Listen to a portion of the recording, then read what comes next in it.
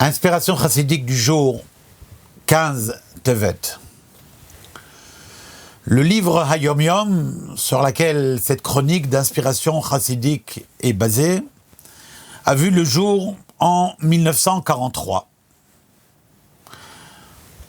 Nul n'ignore que ce sont les années terribles de la Seconde Guerre mondiale et de la Shoah, de cette destruction inimaginable du peuple juif.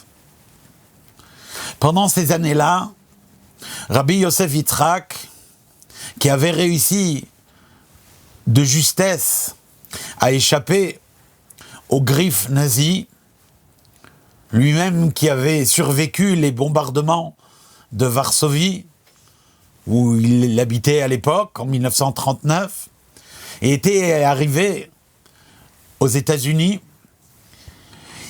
Pendant ces années-là, Rabbi Yosef Yitzhak n'avait de cesse de répéter cet appel à la Teshuvah.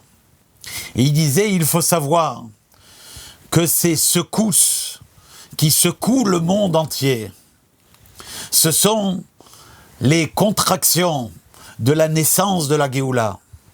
Ce sont les douleurs de l'enfantement, de la venue de Mashiach.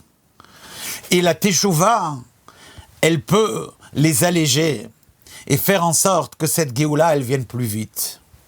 C'est ainsi qu'il a publié plusieurs appels à des rabbanim, à des maîtres, à dirigeants communautaires et à toute personne quelle qu'il soit.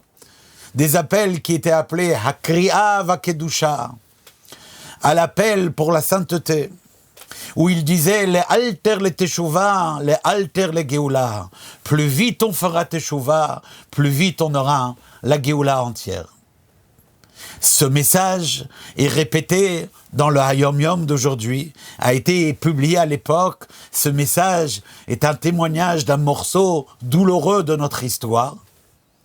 Et nous ne devons pas oublier que ce processus de la Géoula, l'enfantement, les contractions ont commencé déjà à l'époque.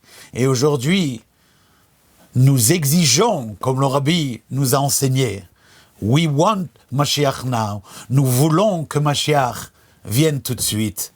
Amen. Ken Yehi Ratzon.